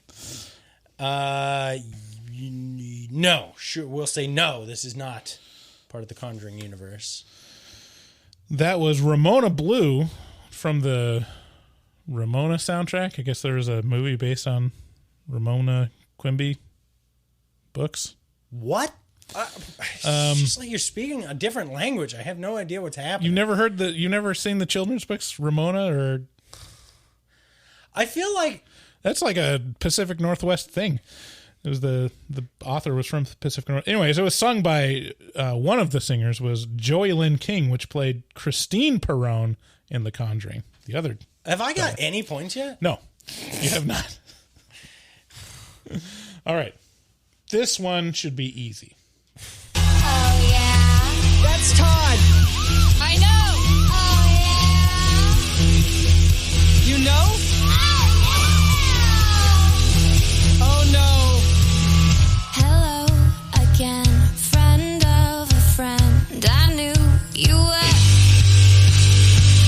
Our common goal was waiting for the world to end. Now that the truth is just a rule that you can make. I'm digging it. I like that one. That's pretty good. You know who would be good at this is Kate or Emma from the Nightlight Horror Movie Club podcast, possibly, or their old or Chris from Nightlight, who is a. I'll just come out and say this is not a very fair game. Like, I would probably get best case scenario 4 of them. Those girls love them some musicals, and they love them some Broadway. Yeah. But it has educated me to that world a little bit, but clearly not enough. I have no idea. Maybe that was Anna Kendrick or something like that. I don't know. Ooh. Was that Anna Kendrick? You're very close. So Conjuring or no Conjuring? I'm going to say no. Finally, you're correct. Stick with no long enough. And that was Black Sheep from Scott whatever versus the world. Scott Pilgrim. Scott Pilgrim versus the world. Sung by Brie Larson. Oh, okay. She might also known as Captain Marvel. Yeah, not anymore. You don't. Okay, another one. Far away from the cold night air, with one enormous chair, wouldn't it be lovely? Lots of chocolate for me to eat, lots of coal making lots of it, warm face, warm hands, warm feet out, wouldn't it be lovely? I've seen this, I think. This has that a man who's now almost 100 years old, Dick. What's his face? I know who you're thinking about. His name's not Dick, though. What's his name? Oh, you're thinking of Dick Van Dyke? Dick Van Dyke. Oh, okay. This has Dick Van Dyke in it. No. And it also has that girl from Mary Poppins in it. That's who's singing it. Is the Mary Poppins girl. Okay. So no, this is not part of the Conjuring universe. You are 100% correct. That is Julie Andrews. I'm impressed. Yeah. But in what? That what? was from My Fair Lady, the original Broadway recording, and Dick Van Dyke was not in that. He was. I'm pretty sure he was. You can get it on IMDb and you'll see it. Okay, so you got two. Best you can do is tie it up. We have two more. Wow, I could actually tie it up. You could actually tie it up.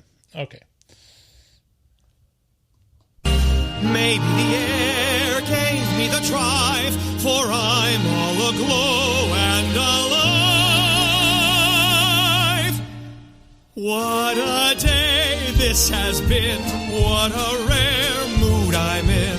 Why, it's almost like being in love. There's a smile on my face for the whole human race. Why, it's almost like being in love. This all sounds the same to me. It's all just a bunch of squishy sounds. This sounds recent. It sounds like an obviously very talented young man. I'm going to take a stab and say, and use the info you've given me and say that this is the guy who plays Ed Warren. So yes, this is from The Conjuring. You're correct. That's Patrick Wilson. Mm-hmm. He's a fantastic singer. He's got pipes on him. He can Holy fucking shit. project. Yeah. Like I felt power coming out of him. Yeah. Okay, last one. She was a diamond, he was a miner. And if you're gonna spend a long time digging in the dark, you wanna be sure of a spark.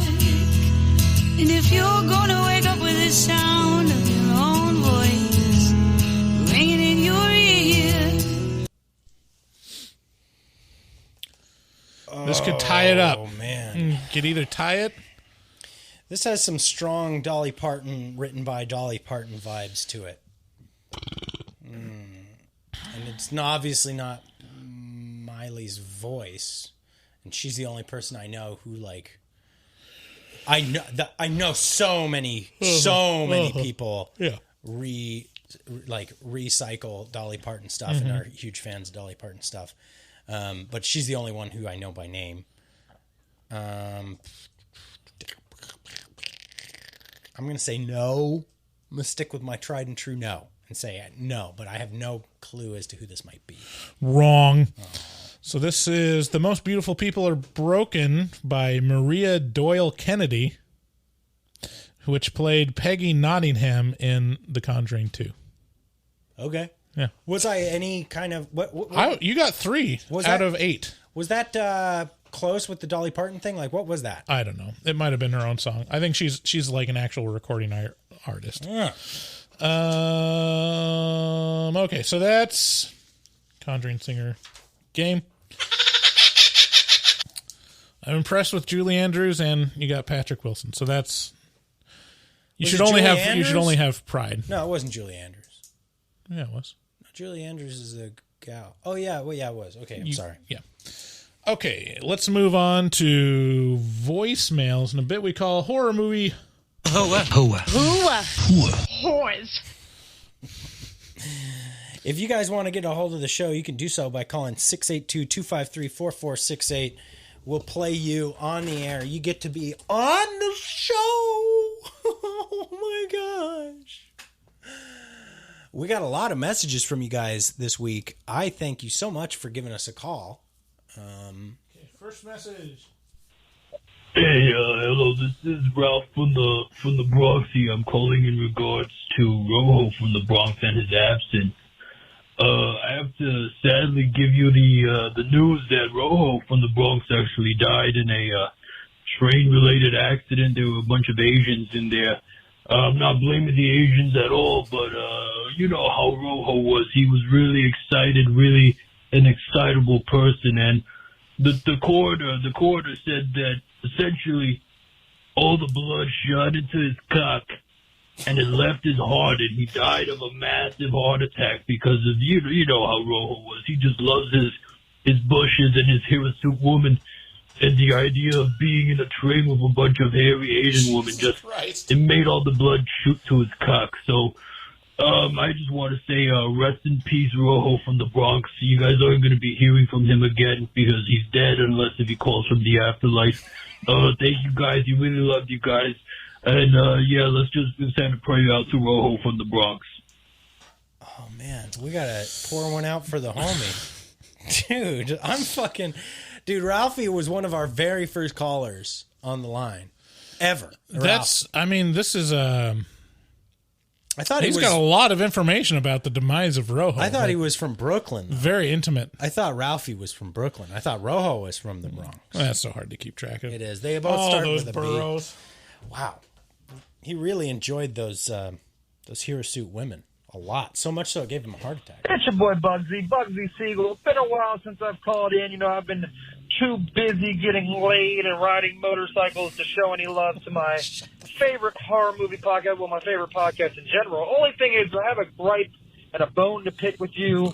Man, Evil Dead, in my opinion, is kind of a mediocre movie. You know, me and my friend, we watch movies together and we rank them, you know, so we're kind of like better and more professional than, you know, anybody else when it comes to these things. You know, nobody else's opinion really matters. We put Evil Dead at a 39, I believe, out of 100 horror movies. Only thing that we really got enjoyment out of that film was, you know, the good old rape tree. That tree and the amount of rape it likes to dish out on the women. I mean, this is before all that woke garbage and bullshit. We really stand behind rape tree. Actually, I'd probably rather have rape tree the president than Joe Biden. Imagine if Kamala got rape treed. I feel like that'd be fucking amazing. But Jesus Christ. This podcast canceled. I know you guys are about to do big things with the Spot to the Fi. I started eating edibles again, so I just thought I'd call in. But anyways, it was probably Dave, you know, probably him. You know, I don't think Bryce would say this, but maybe. But one of you arses said that Michael Myers is a mere child.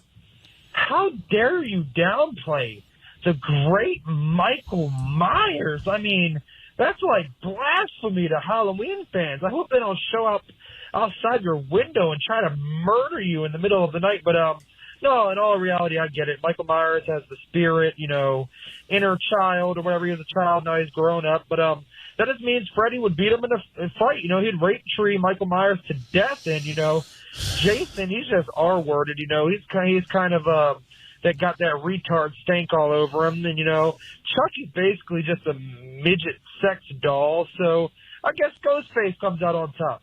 Put it all together, it'll make somehow it makes sense. But much love, B&D, Horror Movie Talk. Love you guys, long-time patron. It's your boy Bugsy.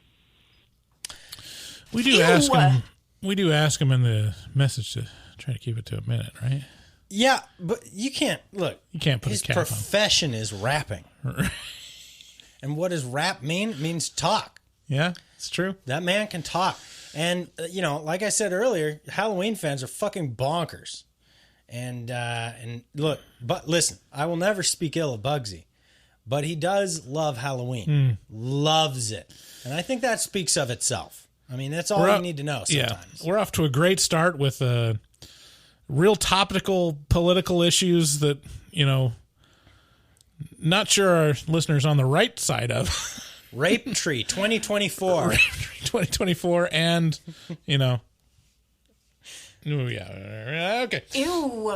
David. Ew, David. no, David. David. Moving on. Thank you, Bugsy. Hey guys, it's your favorite Patreon, Elizabeth. So I'm just calling in response to one of the callers that called last week about the Poltergeist episode, how they were saying they couldn't understand why the people wouldn't just get out of the house. And as you all know, probably by now, I really like researching horror movie stuff. It's very interesting. So I've done a lot of research on the Conjuring house where the parents lived. And actually they answered this in one of the parent-child's biographies about their experience. It's that they couldn't leave the house because they physically were not able to because they were basically broke. All of their money was put into the house. So they couldn't leave for years and years. Like, people just think after watching the Conjuring movie that they, left the house, once it was haunted, whatever, blah, blah, blah. They actually stayed in the house. I think it was like 7 more years after the main events where the Warrens, when they intervened, they actually stayed in the house like 7 more years or something crazy like that. So sometimes just because in a horror movie, I know it's a horror movie, whatever, blah, blah, blah, but maybe they just literally couldn't because they had no money. So, yeah, I'm just the person to come to if you want facts about horror movies. So there you go. There's my tidbit of information this week since I've been doing that for the last 3 weeks now. So, okay, good day. Bye-bye. So, yeah, that's another good point. Like, how can you move when you just spend all your money on the Warrens to come out and exercise your house? Yo! They ain't cheap. They ain't cheap. No. Yeah, we haven't mentioned in this episode that the Warrens are definitely stealing people's money from them. I mean, are they, though? Yeah. I mean, could be real. No. Have you met Annabelle?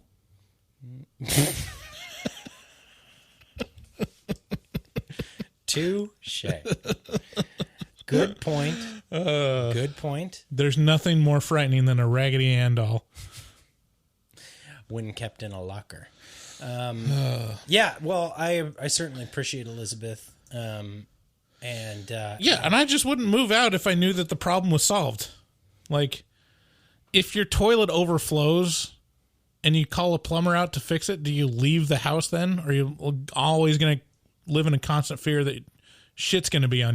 Apples and oranges. These are not the same. Is it, though? Yeah.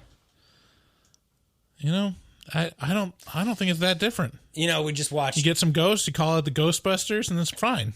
Until it's ghost season again. I went and guested on my favorite podcast, Nightlight Horror Movie Club, last week, and we watched It Follows, and the girls were like, I don't like how close in that initial scene where he's like, he puts her in the wheelchair and he like tapes her to it, and he's like, look, this thing's chasing you. You need to like pass this on through sex. He like lays out the premise of this movie for her, and he lets it get really close to her. It comes walking right up to them, and then he starts wheeling her away. And the girls were like, I did not like how close he let it get. Why did he do that? And I was like, he was trying to impress upon her exactly how fucked up this is and how serious and scary this is. So he let it get real close. This naked woman that was coming with the intent to kill, get real close.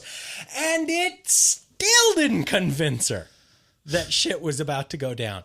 Like, it's very hard to but when you see her hair get pulled up by something invisible and then a dude get tossed across the beach, suddenly you're a believer. If I saw some real shit happen in my house, I would have a hard time being like, this house is clear. I'd be like, no, I don't think so. We're still leaving. Yeah. Well.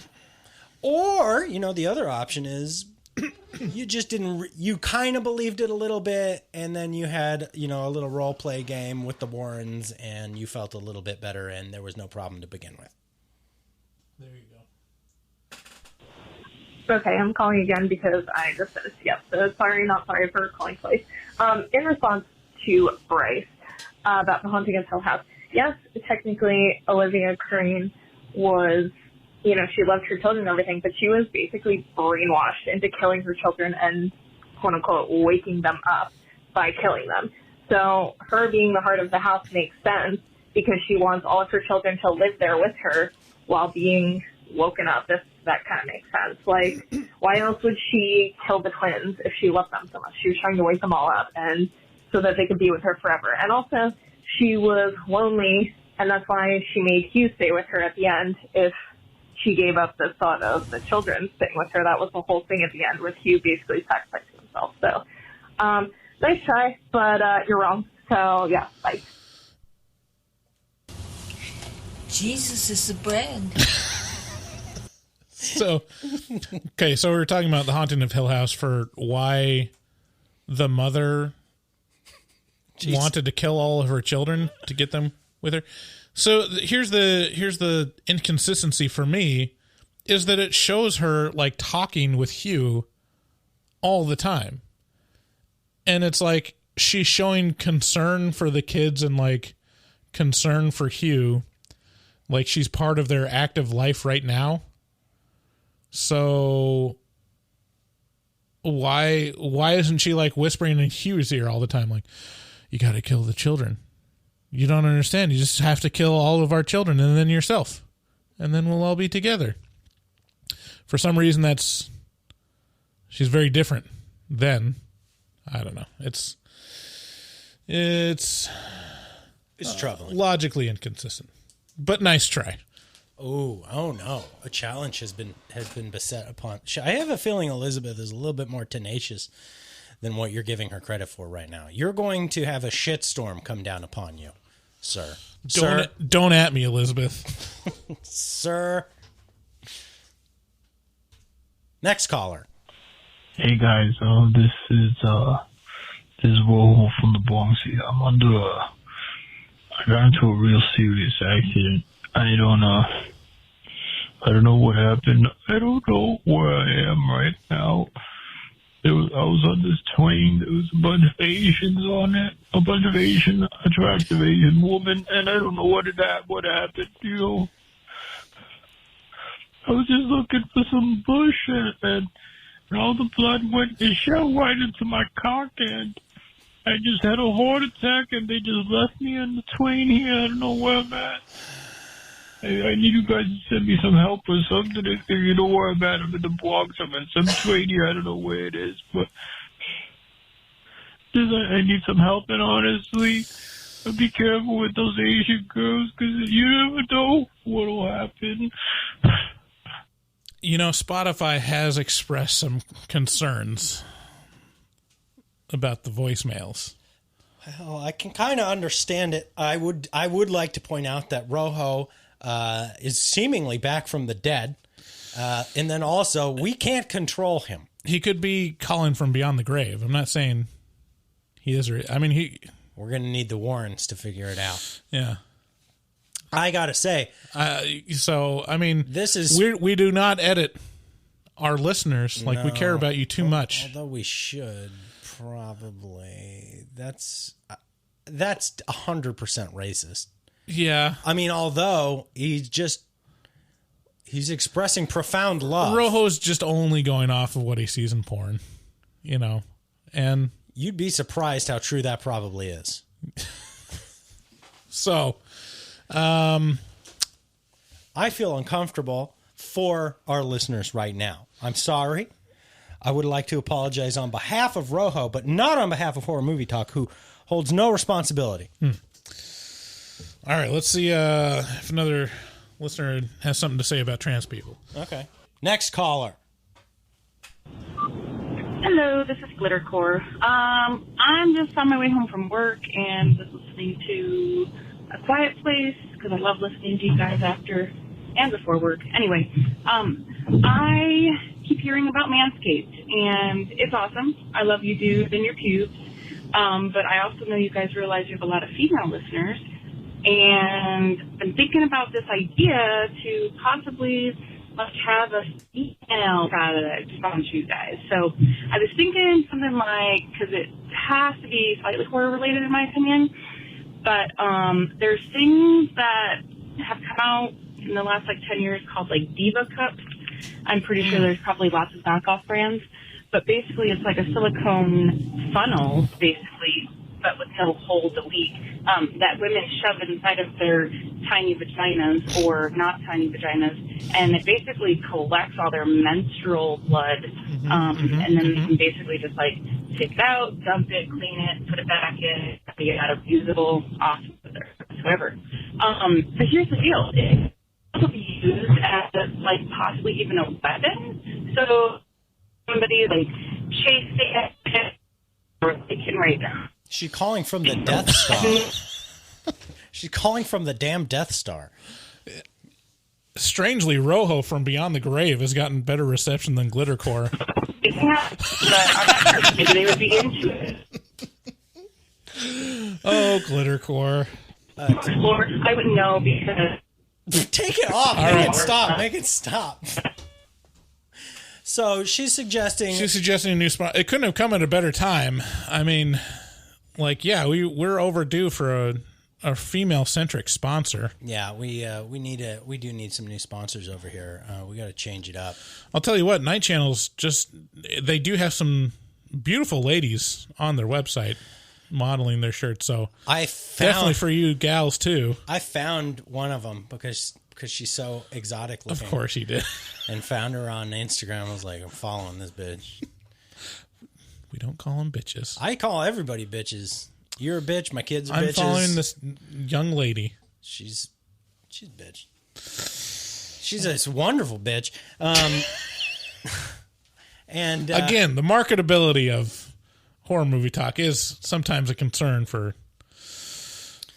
sponsors and Spotify and all the opportunities.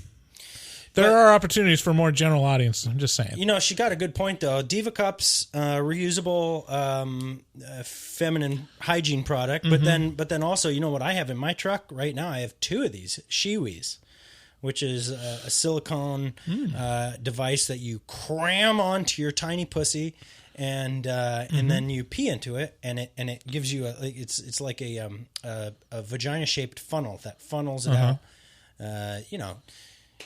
Because who doesn't want a dick? Yeah. Did you ever watch Raw? Have you ever seen Raw? No, but I would like to. Man, you got to see that. We should review that. There's a scene where the sister is teaching her other sister how to pee. Just standing there. You just got to kind of angle it right. Yeah.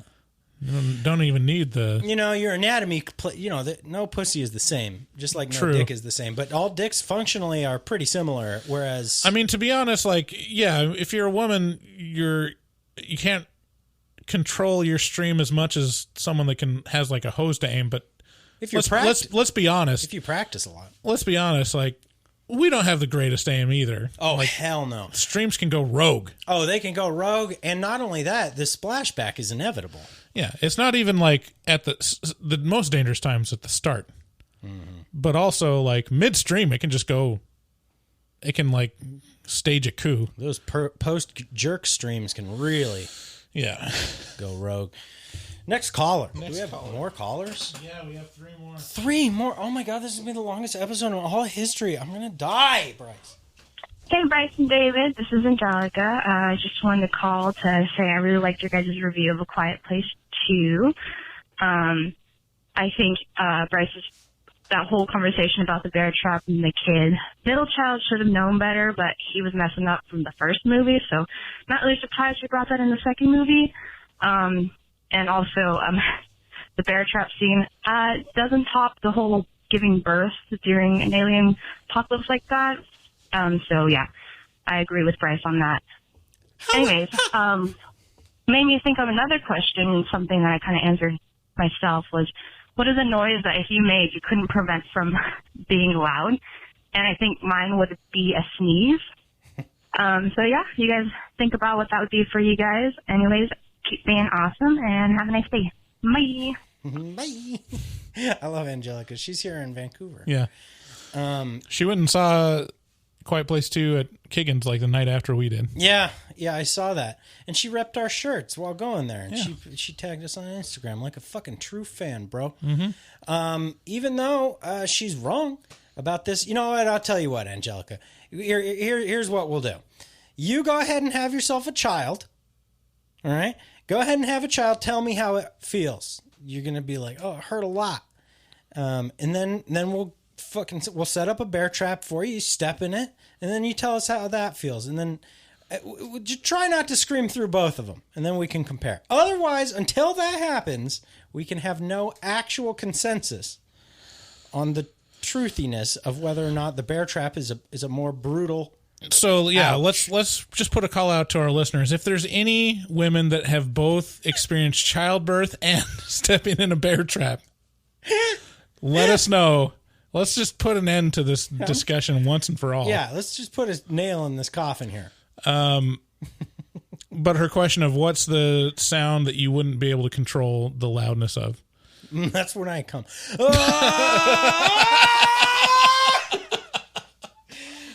Oh, that's what was happening in the bathroom that one time. Yep. Yeah, see, I feel like my voice is going to be shot today. Yeah. We've been we recorded a bunch of hotline and advice podcasts. Oh, really? This. Okay. My voice is already going. Yeah, I don't know. See, that's the thing I have with my wife is like she cannot control her sneezes or coughs. It's just full volume every time. Like, what's yours? I don't think I think I can always control it. It's always situational for me. It's probably, if I stepped in a bear trap, I would stand there like, someone that's not loud. It's probably sobbing into your pillow. Like, I wish I was as right as David was. All right, next caller. Hi, it's Taylor S. from California. I'm listening to your Quiet Place 2 podcast right now, and I'm hearing all these people call in about Invincible, saying that you guys should watch it. If you've seen The Boys, you've seen Invincible. It's not that much different. Like, it's basically an animated Boys minus all the sex. So, I mean, if you have the time, go ahead and watch it, but if you don't want to waste your fucking time, then I wouldn't. Also, I would like to say I am a huge Saw fan, and Spiral is shit. Highly would not recommend. Okay, thanks, bye. I didn't catch that last part. What was that? She said she's a huge Saw fan, and Spiral is shit. Yeah. She's not a fan. Yeah, we have had some people calling in being like, you need to watch Invincible, you need to watch Invincible. And I think it's mostly one person, isn't it? Well, it's hard to know. I think it may be a band of people. Group. Well, I mean, it's damning because they specifically said it's not like The Boys at all, and then she's saying it's exactly like The Boys, which I gathered immediately. Okay, last caller. Thanks for your call, Taylor. My wife's calling. Hey guys, this is Amber from Wisconsin. Calling to talk about The Conjuring, The Devil May. Oh no. Fuck. They're all calling from the Death Star. Much. Well, that's it. Sorry, Amber. Was it Amber? Yeah. Okay. Sorry, Amber. Leave the message on the Facebook group so we can actually hear what you're going to say. Tatooine has much better service for future reference. So that is 2 hours worth of horror movie talk. I think we can move on. If you would like to continue the party, of course, join us at Facebook, at our Facebook group. Special thanks to Dustin for doing our artwork and for all of the callers that called in. And night channels. Use code HMT at checkout to get 13% off. Please just go to nightchannels.com and browse. Also, please share with a friend. Let's not, undercut that at all. Go to our website at horrormovietalk.com. Look at our shop. If if you're going to buy anything on Amazon, click through the button in the banner of horrormovietalk.com and we'll get a little taste of that. You know, we're begging for money because, you know, this is not... It's not free not or work. easy. Yeah. It is a lot of work, and that's the thing. Like I get frustrated now, especially as, you know, quote unquote creator. I see these like viral videos of like, look at this bitch on Twitter. She's like so entitled because she's saying that they should give her money. There's this streamer that was like, I mean, if you're watching me, like, you have $2. Just give me $2. If you don't have $2, you shouldn't be watching me. You should be finding a job. And it's like, okay, I get it. Like, it's a little crass, but she's not wrong. You know, she's doing it trying to do it as a living. And if you're entertained, entertainment has value. Yeah. So that's all we're saying. I think there's many people that think that what we do has value, and we appreciate those that put their money where their mouth is. Well, but like I said, you know, if you don't have 2 cents to rub together, that's fine too. You can still help us. You can still share us with a friend. Right.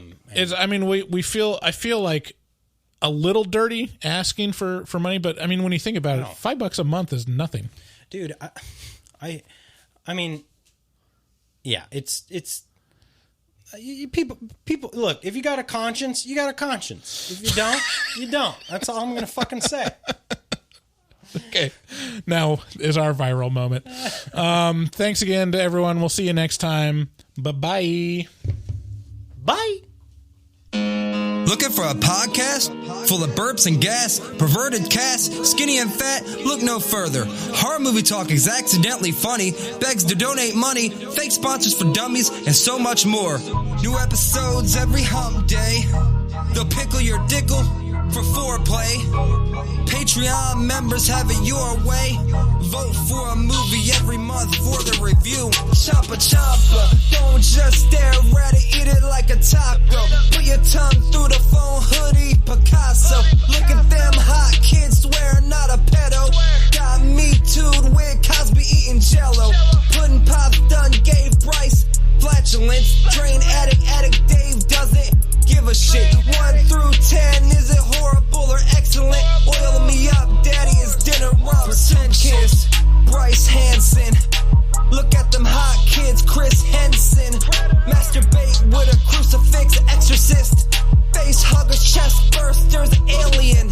Linda Blair peed on Sigourney Weaver. I know it's true cause it came from social media. Patrick Bateman can't understand you. Stab you to death for rotten apple reviews. Opinionated podcaster with a doctorate. Spookology, doctor of philosophy. Bad gastritis, need colostomy. Turn Patreons into human centipedes. David Doobie Day, scare no expert. And global fucks hard, professional sexpert. Afterpods, taglines, and porno flicks.